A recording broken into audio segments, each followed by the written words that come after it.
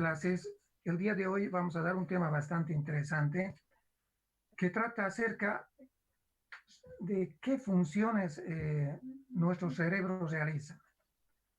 El año 1909, un neurólogo alemán llamado Corbinian Brodmann fue el primero en estudiar la corteza cerebral y vio que la corteza cerebral tenía diferente histología y diferente arquitectura alrededor de toda la corteza cerebral. De tal manera que es que vio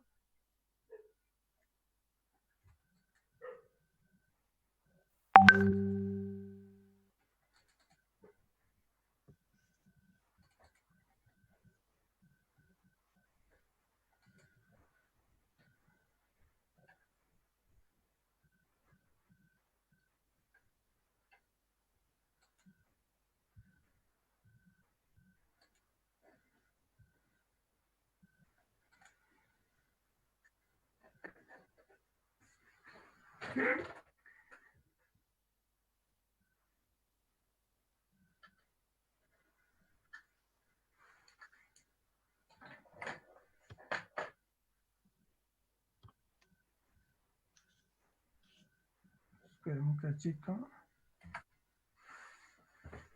Vio que en la corteza cerebral existían distintas partes histológicas y les puso un número, ¿ya?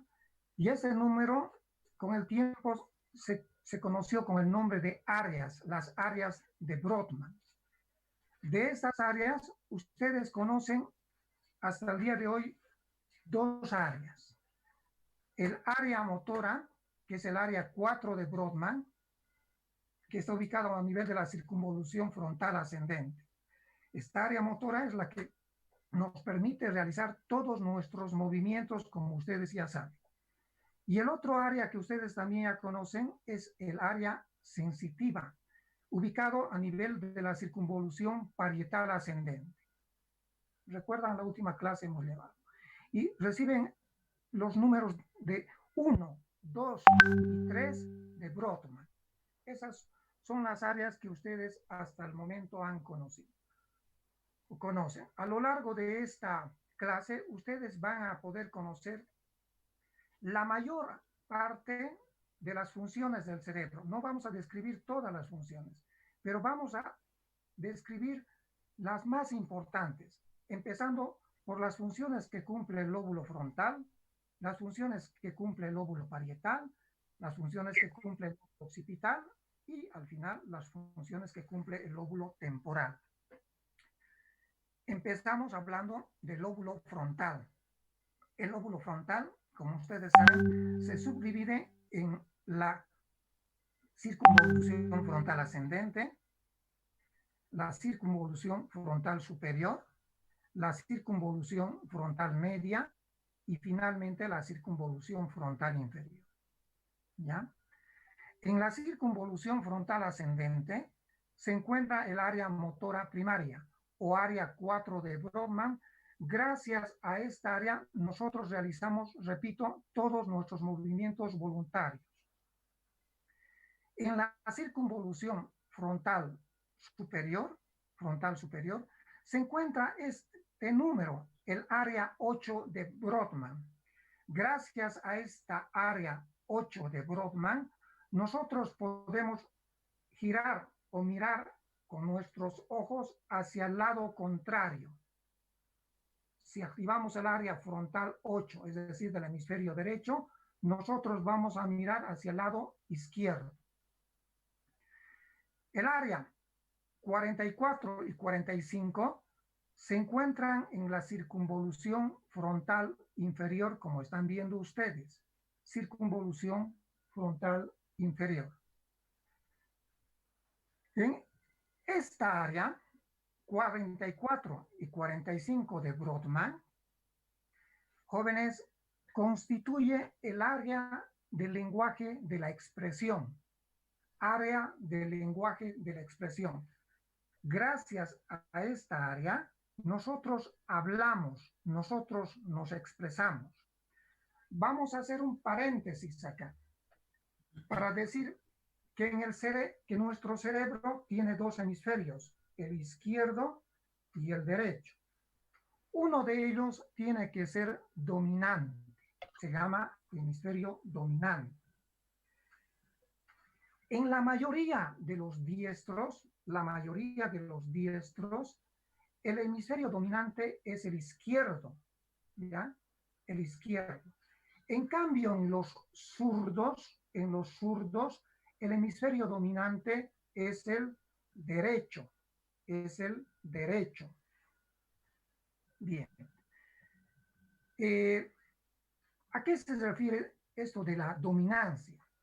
La dominancia se refiere a que cuando un hemisferio es dominante, tiene ese hemisferio que cumplir principalmente las funciones motoras, pero sobre todo las funciones del lenguaje. Dicho de otra manera, el área del lenguaje o las áreas del lenguaje se encuentran solamente en el hemisferio dominante, De tal manera, repito, que para los diestros el hemisferio dominante es el izquierdo. Por lo tanto, en los que manejamos la mano derecha, la pierna derecha, el área del lenguaje se encuentra en el hemisferio izquierdo. Y lo contrario, en los zurdos, su hemisferio dominante es el derecho y las áreas del lenguaje en los zurdos se encuentran en el hemisferio derecho. Resumiendo, las áreas del lenguaje se encuentran en el hemisferio dominante. Continuemos. El área 44-45, repito, constituye el área del lenguaje de la expresión, ¿ya? Se llama también área de Broca, porque Broca fue el primero en describir esta ubicación del lenguaje, área de Broca. Finalmente, en la parte anterior del lóbulo frontal se encuentran los números o las áreas 9, 10 y 11 de Brodmann. Esta parte anterior del lóbulo frontal corresponde en cuanto a función a nuestra personalidad y conducta, jóvenes. Todos nuestros actos que nosotros realizamos como personas, todo nuestro razonamiento que nosotros realizamos, nuestra conducta, nuestra personalidad, se encuentran acá, en la parte anterior del lóbulo frontal. Eso, en resumen, en cuanto a función, normalmente. ¿Qué es lo que ocurre cuando se presenta alguna alteración en cualquiera de estas partes? Vayamos bien.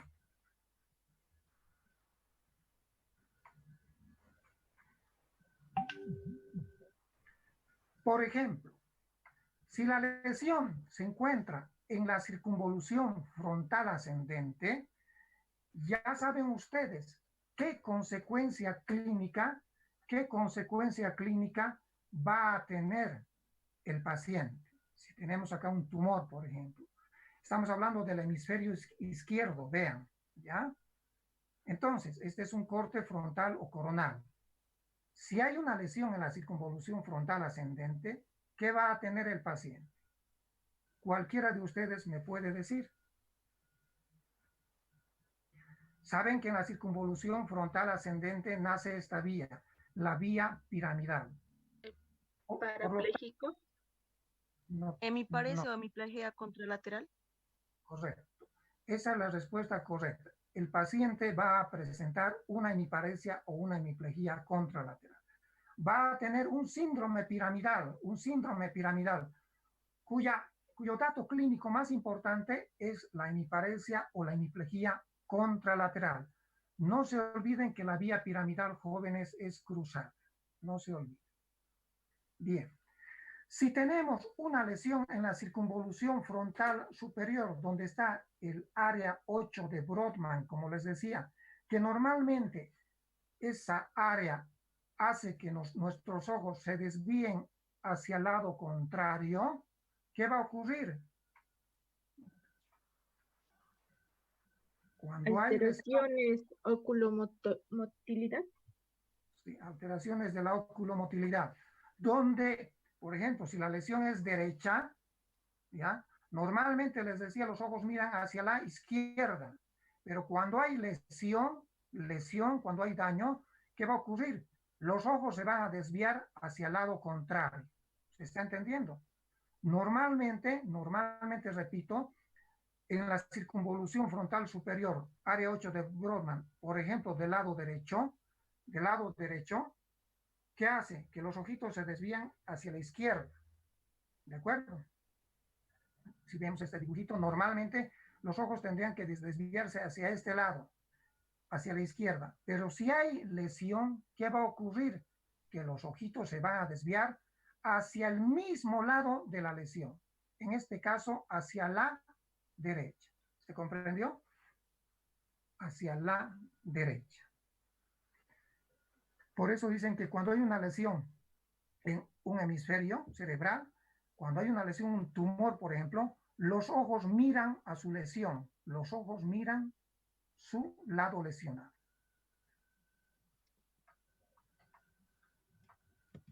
Si hay una lesión en esta circunvolución frontal inferior, donde se encuentra el área del lenguaje de la expresión, ¿qué va a ocurrir? ¿Qué va a ocurrir?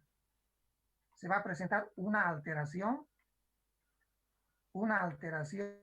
en el lenguaje de la expresión. Y a esta alteración en el lenguaje de la expresión se conoce con el nombre de afasia. Afasia motora. ¿Qué otros sinónimos también tiene? Afasia de Broca. ¿Qué otros sinónimos tiene? Afasia de la expresión. ¿Y qué ocurre en estos casos? ¿Qué ocurre cuando un paciente tiene lesionado la circunvolución frontal inferior? Cuando tiene una afasia de la expresión. El paciente no puede expresarse, no puede hablar. Se le pregunta, por ejemplo, ¿cómo se llama? ¿De dónde es? ¿Cómo se llama usted? Y el paciente emite algunos monosílabos. ¿Cuántos años tiene usted, señor? Se traba, emitiendo algunas parafasias, algunos monosílabos. Ojo, estoy hablando del lenguaje de la expresión. Aquí el paciente comprende, entiende, comprende.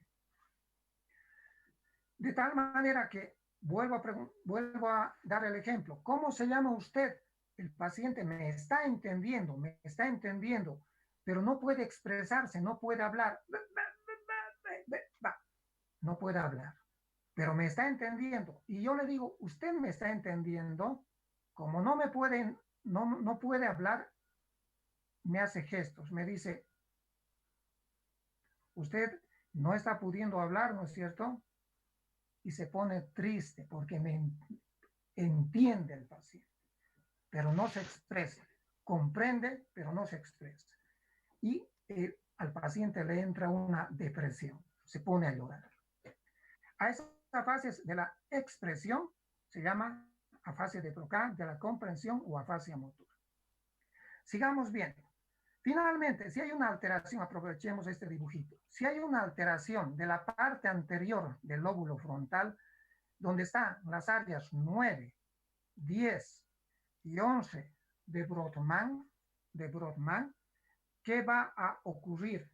¿Qué va a pasar? 9, 10 y 11 de Brodmann. El paciente va a tener alteraciones de la conducta y de la personalidad. Ya les he dicho que la parte anterior del lóbulo frontal es esa parte que nos permite razonar, comprender, entender nuestra personalidad, nuestros actos, los cumple la parte anterior del lóbulo frontal.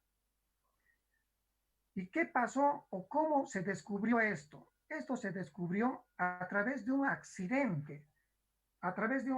Como están viendo en este video.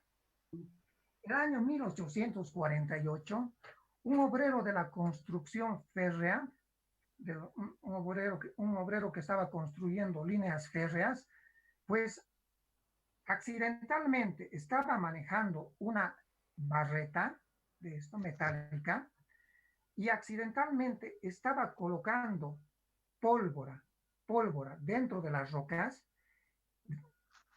Desgraciadamente no se dio cuenta que no había colocado arena y solamente estaba friccionando la pólvora.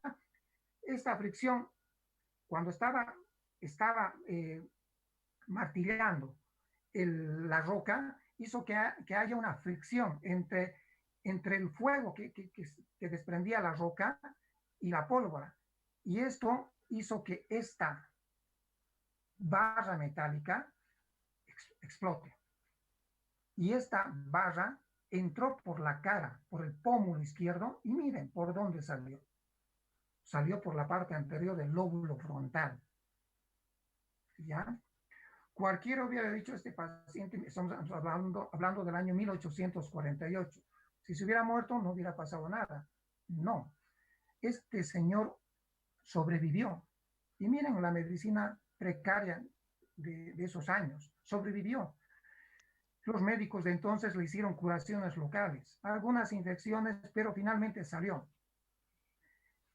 Este obrero, que era el capataz, era el jefe de ese lugar donde estaban trabajando, era una persona totalmente responsable, era un ejemplo de padre, ¿ya? Les decía, era el jefe de ese servicio donde estaban trabajando, muy responsable, muy cuidadoso, muy cariñoso, un ejemplo de persona en resumen. Cuando ocurrió esto, o después de este accidente, esta persona pues se volvió totalmente lo contrario. Fue una persona totalmente desinhibida. No tenía un freno social, ¿ya? No tenía esas limitantes sociales que tenemos. Se orinaba en la calle, se orinaba en cualquier parte, hacía sus necesidades en cualquier lugar. Era una persona que se peleaba con sus compañeros, ¿ya? Además, en su casa blasfemaba, hablaba injurias, hablaba disparates. Entonces, ese freno, como les decía, freno social, prácticamente se había eliminado. Era una persona totalmente irresponsable. Había cambiado su conducta, había cambiado su personalidad. El señor vivió 12, 13 años más entre Norteamérica, Sudamérica, finalmente se murió a los 45 años.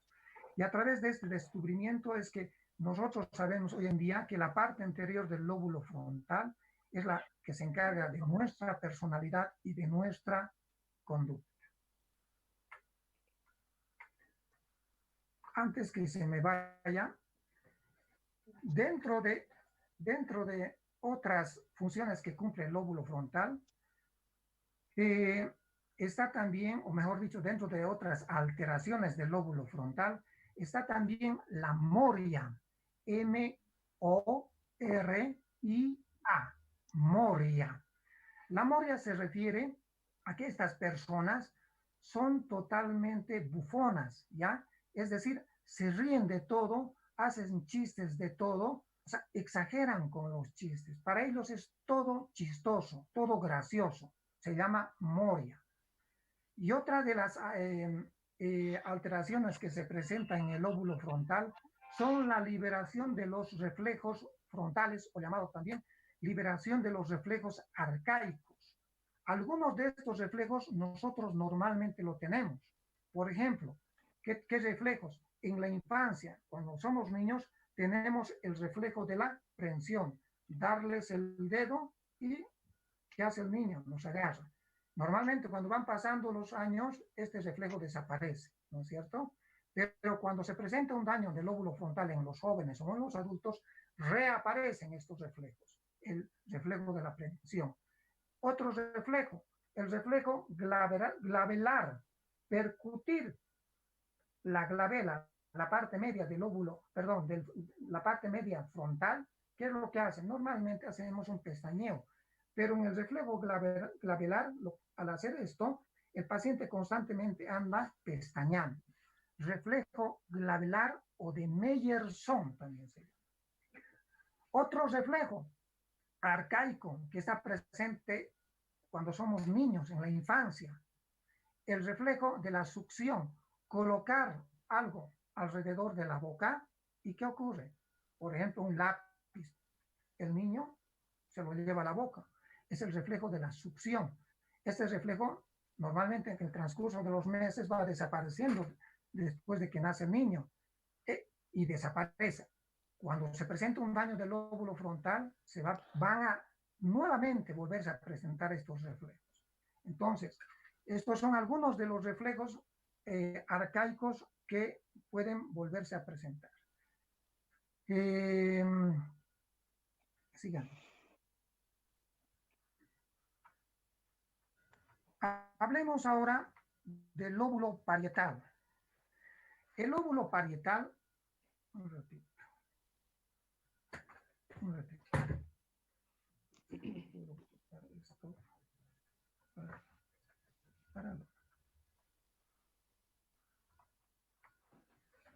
Stop.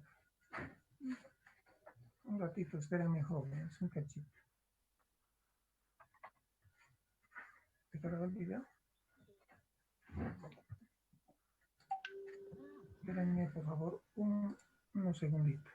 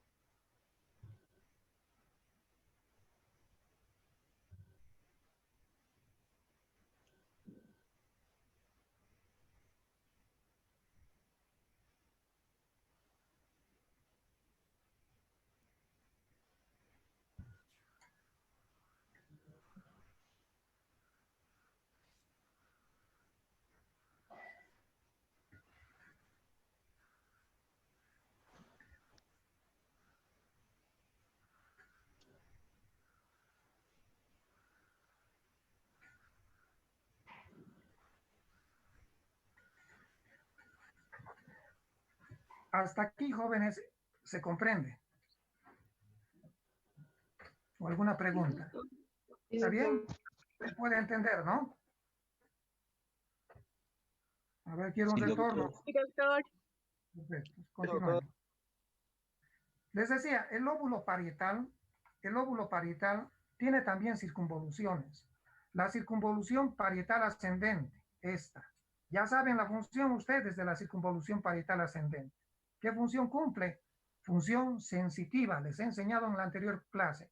Acá, o a este lugar, a la circunvolución parietal ascendente, llegan los estímulos sensitivos, térmicos, dolorosos, táctiles, etcétera, etcétera, ¿no es cierto? Llegan, por ejemplo, si estamos hablando de la circunvolución parietal ascendente del lado derecho, ¿ya? Llegan los estímulos táctiles, térmicos, dolorosos, etcétera, etcétera, del hemicuerpo izquierdo.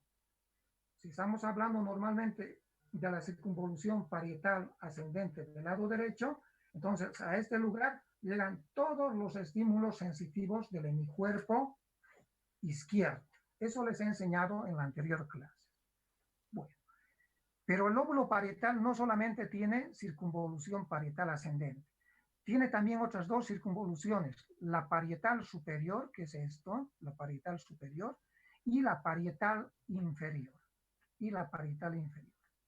Veamos qué es lo que ocurre cuando se dañan estas respectivas circunvoluciones.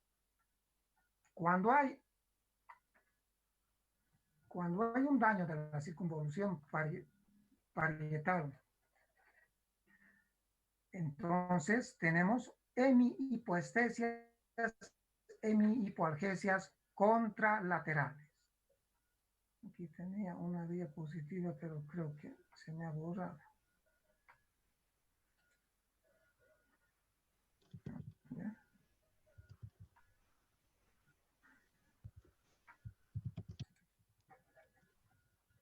Tenemos borrar. Bueno, cuando se daña la circunvolución parietal superior, jóvenes, cuando se daña la circunvolución parietal superior, se van a presentar las apraxias. ¿Qué son las apraxias? A ver, me he acordado de un nombre. ¿Está Adriana Alvarado? ¿Adriana Alvarado está o no? Sí, doctor, buenas noches. Aquí estoy en la clase. Ya, Adriana, yo quiero preguntarte, ¿qué es lo que haces cuando tú te levantas, despiertas y te levantas? ¿Qué es lo que haces? Todo. Me tienes que contar desde el momento en que sales de tu cama.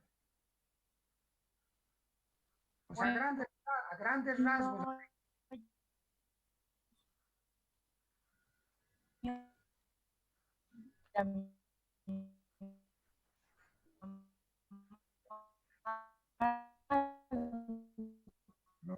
No escucha. comienzo mi día. Doctor, ¿me escucha? Ahora sí, dale. Bueno, al despertarme yo desayuno, voy al baño, me lavo la cara, me peino y empiezo a ver qué hay que hacer en mi casa. Eso todo. Eso Perfecto. sería. Si tienes que ir a la facultad, pues vas, ¿no es cierto? Perfecto. Sí. Esos son movimientos prácticos. Es decir, que la praxia, no estoy diciendo apraxia, la praxia es la ejecución de todos nuestros movimientos, todos los movimientos que realiza el ser humano, más o menos en forma automática, y que lo hemos aprendido con el transcurso del tiempo. Se nos ha vuelto un hábito realizar esos movimientos. Lo contrario es la apraxia. La apraxia, ¿qué es? Es esa dificultad para realizar estos actos motores que nosotros normalmente ya lo sabíamos.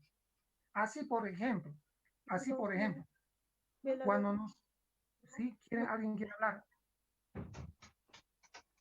Así, por ejemplo, cuando nosotros vamos al baño, después de ducharnos nos tenemos que vestir, ¿ya? En la praxia, algunas veces las personas no pueden vestirse. Les es muy dificultoso vestirse. ¿Qué otra cosa no pueden hacer? No pueden amarrarse los cordones de sus zapatos. No se pueden amarrar. Dicen, ¿qué me pasa? ¿Por qué no puedo amarrarme? Si esto yo lo sabía. Van al baño a cepillarse los dientes y se están cepillando con la cucharilla que usan para doblarse las pestañas sus hermanas. ¿Ya? Se están cepillando con la cucharilla. O a la inversa, las mujercitas están queriendo doblarse las pestañas con su cepillo de dientes. Van al comedor, están queriendo colocar la mantequilla con el tenedor. Y es la persona dice, ¿qué me está pasando? No sé qué me pasa. Otro ejemplo, se les dice a estos pacientes que cuando están pasando por una iglesia, ¿qué es lo que normalmente hacemos, lo que somos católicos? Nos persignamos, ¿no es cierto? Estos pacientes que tienen apraxia, ¿qué es lo que hacen? Se les dice, por favor, a ver, persínese en el nombre del Padre, y no saben cuál es el lado del Hijo, cuál es el lado del Espíritu Santo, entonces no pueden hacer. Se les ha alterado esa coordinación motora que normalmente la tienen. Y las apraxias pueden ser para actos simples, ¿ya? O para actos complejos. Les he dicho que las apraxias se presentan por lesión de la circunvolución parietal superior. Para actos simples, vean una apraxia. Por ejemplo, el hecho de estarse peinando con una cucharilla, ¿ya? De estarse cepillando con una cucharilla, ¿ya? Pueden ser para actos simples, pero también pueden ser para actos complejos, ¿ya? La apraxia para actos simples recibe el nombre de apraxia ideomotora para actos simples. Apraxia ideomotora, ¿ya? La apraxia para actos complejos, donde uno tenga la necesidad de realizar 2, 3 o más movimientos, por ejemplo, el hecho de encender un cigarrillo, ¿ya? El hecho de encender un cigarrillo, el hecho de abrir una botella de vino y tomar un vaso de vino, el hecho de conducir una movilidad, ya son actos un poquito más complejos. ¿Qué hace el paciente, por ejemplo, que tiene una apraxia compleja? Ejemplo, en el momento de encender un cigarrillo, está encendiendo, perdón, voy a hacer de cuenta que esto es un cigarrillo, ¿ya? En el momento de estar encendiendo el cigarrillo, primero lo pone al revés, ¿ya? ¿Ya? Lo pone al revés. Trata de encender con un cerillo también al revés. Y no puede encender. Si está el cerillo al revés, no lo va a encender nunca. Y se le dice, pero está al revés, tu fósforo, tu cerillo está al revés. Ah, perdón. Se da cuenta, logra encender el fósforo, pero no se olviden que está al revés su cigarro y enciende al revés. Pero si tu cigarro está al revés, esa es una frase un poquito más compleja. Ustedes vean que ese otro ejemplo, al momento de abrir una botella de vino, si nosotros vamos a hacer una secuencia, ¿qué es lo que se necesita? Primero tenemos la botella de vino acá, luego tenemos el vaso, tenemos que tener el sacacorcho, ¿no es cierto? Agarramos el sacacorcho, destapamos la botella de vino y nos servimos en condiciones normales. Pero un paciente con una apraxia compleja no puede hacer los movimientos. Y finalmente dice, no sé, a ver, abrí tú. No sabe hacer, no sabe ejecutar estos movimientos. A la apraxia, para realizar movimientos complejos, se conoce con el nombre de apraxia ideatoria. Recuerden, la apraxia para actos simples se llama apraxia ideomotora. La apraxia para actos complejos se conoce con el nombre de apraxia ideatoria. Ideatoria. Bien. Existe también otra clase de apraxia que hablaba al comienzo de las apraxias. Cuando las personas no pueden vestirse, les es un tormento el vestirse. Se ponen al revés, la manga izquierda al lado derecho, no pueden colocarse, no pueden vestirse, o primero se colocan el pantalón, después el calzoncillo, confunden el lado de los zapatos, se ponen el zapato izquierdo al lado derecho, etcétera, etcétera. A esta dificultad para realizar estos movimientos al vestirse se conoce con el nombre de apraxia del vestir, del vestir. Bien, yo les decía que las apraxias se presentan por un daño de la circunvolución parietal superior. Las apraxias ideomotoras y las apraxias ideatorias se presentan por lesiones del lado izquierdo, del hemisferio dominante. Estamos hablando del hemisferio dominante. En cambio, las apraxias del vestir se presentan por lesiones derechas, es decir, de la circunvolución parietal superior del lado derecho. Un detalle muy importante a tomar en cuenta. Sigamos. Apraxias.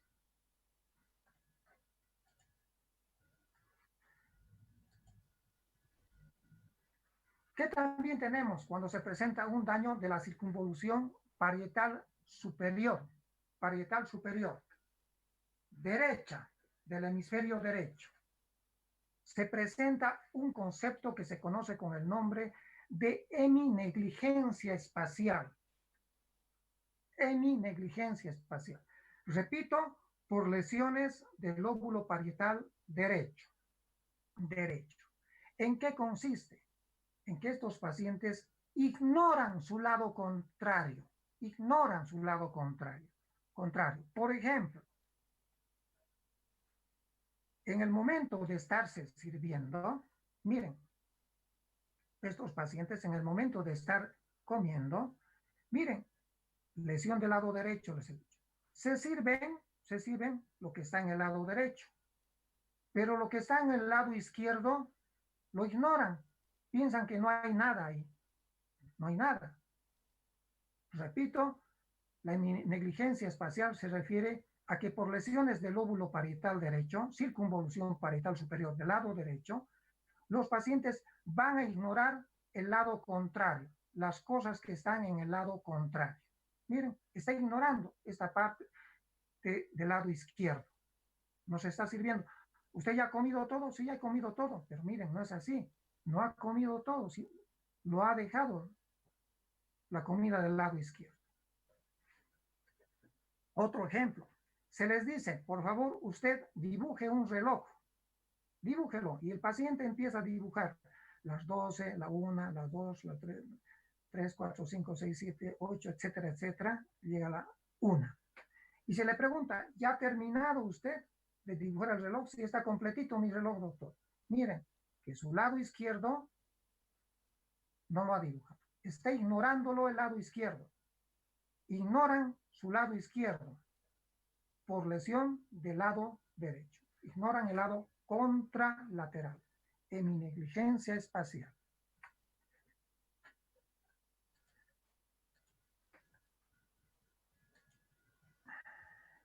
Desorientación topográfica y espacial.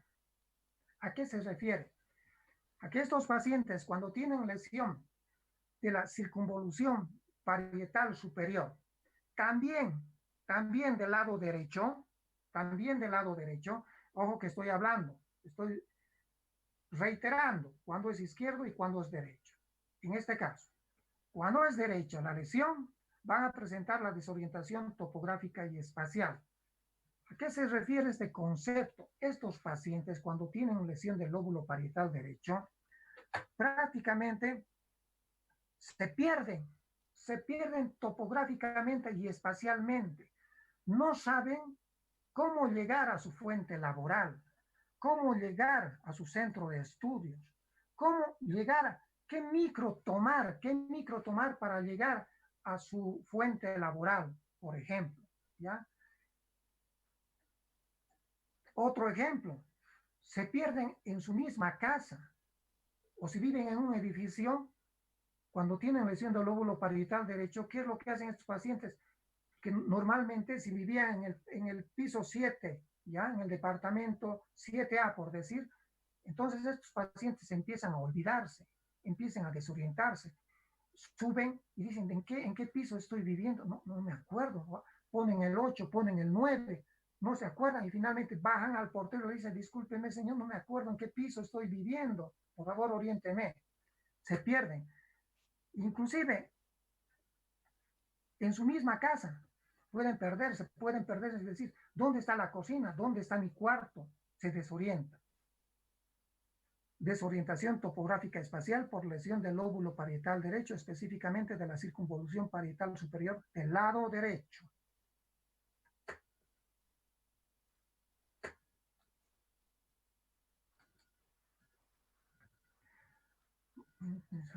Me sale, no repito. ¿Qué también vamos a tener? Vamos a tener cuadrantopsias homónimas contralaterales inferiores. Un poco largo, ¿no? Otra vez. Cuadrantopsias homónimas contralaterales inferiores. No me pregunten en este momento y les voy a enseñar cuando llevemos la vía visual para aquellos que no saben. Yo sé que la mayoría de ustedes han llevado en oftalmología, pero yo me comprometo, les voy a llevar cuando llevemos el segundo par craneal. No es motivo de esta clase. ¿Por qué se llama cuadrantopsis? Ustedes saben, porque es un cuadrante el que se está comprometiendo de un campo visual y del otro campo visual. Son cuadrantes, ¿no es cierto? Cuadrantes. ¿Por qué se llaman homónimas?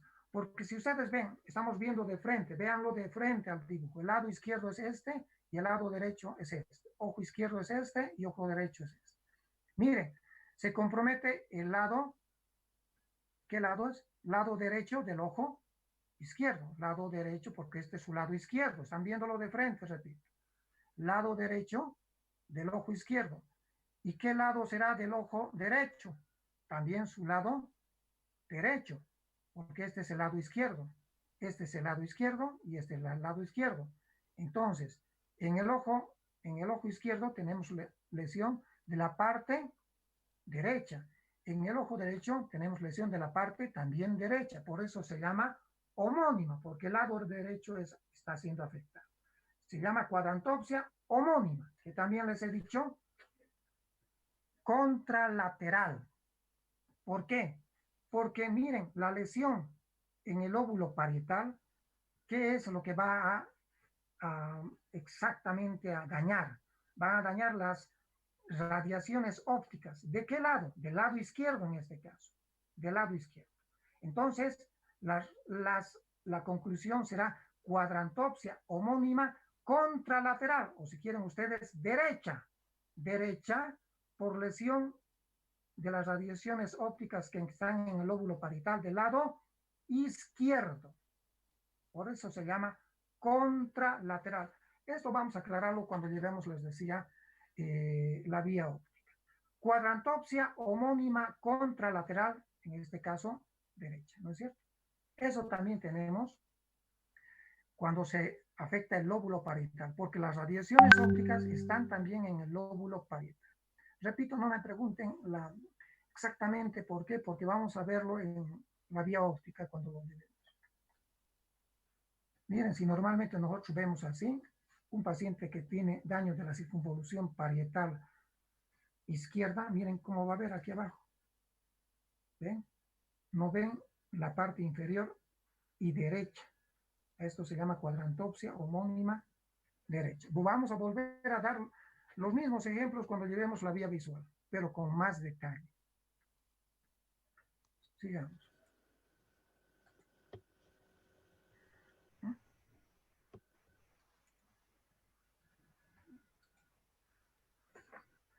Vayamos a ver el lóbulo temporal. El lóbulo temporal tiene en la cara externa 3 circunvoluciones. La circunvolución temporal superior, la circunvolución temporal media y la circunvolución temporal inferior. Y en la cara inferior e interna están las circunvoluciones del hipocampo, fusiforme y la parahipocampal, como ustedes saben. ¿Qué es lo que ocurre cuando se daña la circunvolución frontal superior?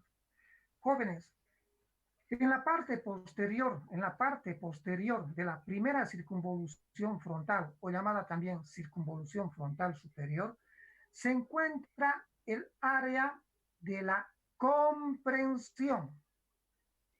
Recuerden que el área de la expresión, ¿dónde se encuentra?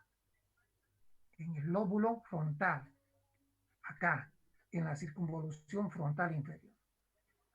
Ese es el área de la expresión, lóbulo frontal. El área de la comprensión se encuentra en la parte posterior de la primera circunvolución temporal, o si quieren, en la parte posterior de la circunvolución temporal superior.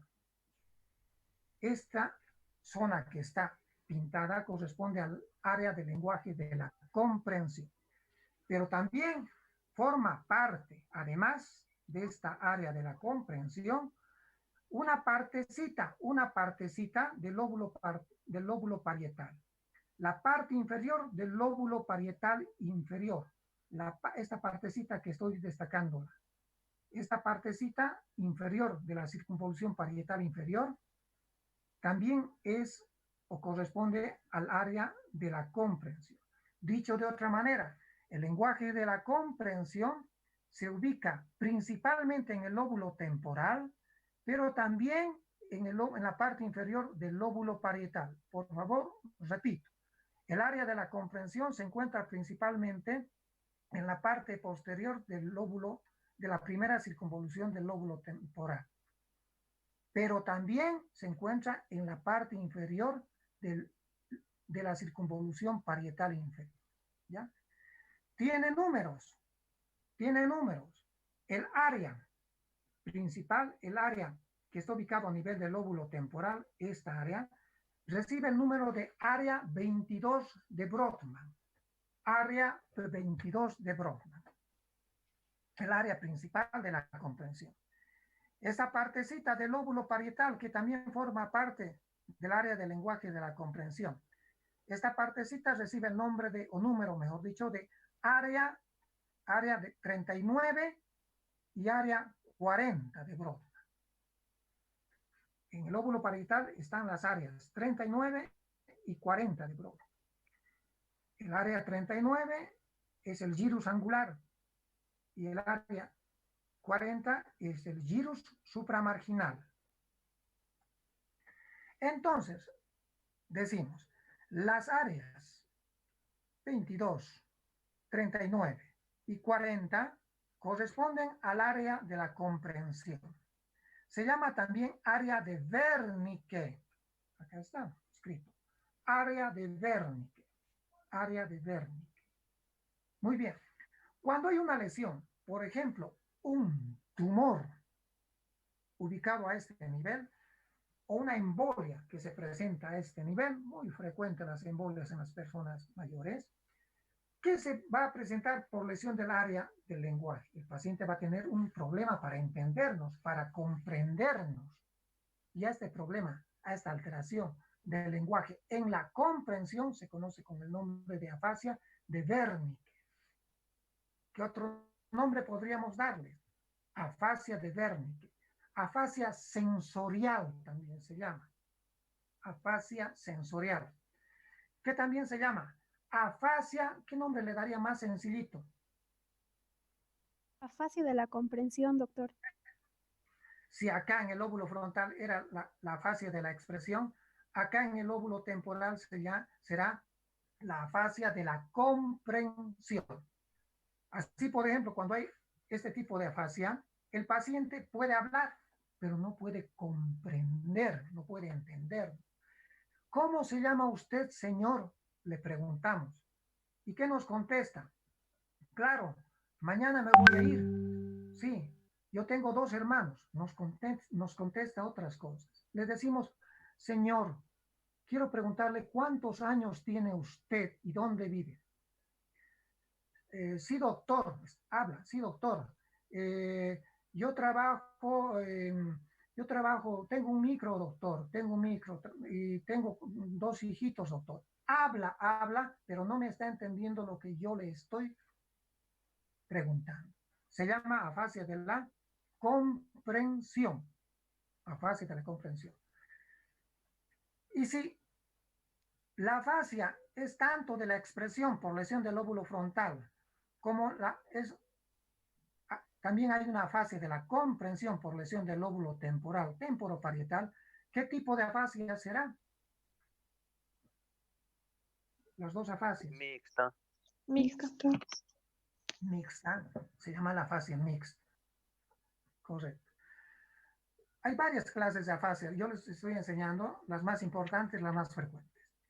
Entre el área de la, esta área es el área de la expresión, área de Broca también llamado. Y el área de la comprensión, tiene que haber una comunicación, tiene que haber neuronas que intercomuniquen estas 2 áreas, ¿ya? A estas neuronas que intercomunican estas 2 áreas se conocen con el nombre de fascículo arcuato. ¿Me están entendiendo? Primero entienden. Primero están entendiendo. Y después de entender, vean por favor. Primero entiendan. Entienden. Y después recién, a través del fascículo arcuato, van a expresarse. ¿Se está entendiendo? Se expresan. Primero es la comprensión y después de eso es la expresión. Uno se expresa. Si le digo, ¿cómo te llamas? Primero está en el lóbulo temporal. Va por el fascículo arcuato y la respuesta está acá en el área del lenguaje de la expresión. Me llamo David. Muy bien. Cuando hay una lesión del fascículo arcuato, hay una lesión parcial de la expresión y de la comprensión. Pero principalmente, lo que se va a afectar es la repetición. Repetición. ¿Qué quiere decir? Que al paciente le decimos, a ver, dígame 4. ¿Cómo, doctor? Dígame 4. El paciente no puede decirnos 4. Dígame, o repítame, mi casa es bonita. ¿Cómo, doctor? Mi casa es bonita, quiero que me repitas. Y se ríe el paciente. No puede hacer, no puede repetir. Eso se presenta por daño del fascículo arcuato. A esta afasia por daño del fascículo arcuato se conoce con el nombre de afasia de la conducción. Afasia de la conducción. Repito, el daño está en el fascículo arcuato y la característica es la alteración, el daño en la repetición. Bueno, entonces, repetimos que cuando hay daño en el área de Wernicke, área 22, 39, 40, se va a presentar la fase de Wernicke, llamada también afasia de la comprensión o sensoria. Más facilito, afasia de la comprensión. Sigamos.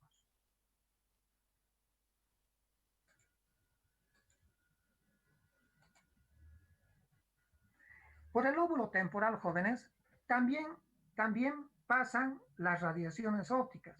Las radiaciones ópticas no solamente están presentes en el lóbulo parietal, como hemos visto, también están en el lóbulo temporal. Ambas radiaciones ópticas, tanto del lóbulo parietal como del lóbulo temporal, van a terminar en la cisura calcarina, como vamos a ver enseguida. ¿Qué ocurre cuando se dañan las radiaciones ópticas que están en el lóbulo temporal? Se van a presentar cuadrantopsias también, homónimas contralaterales superiores. ¿Qué quiere decir esto?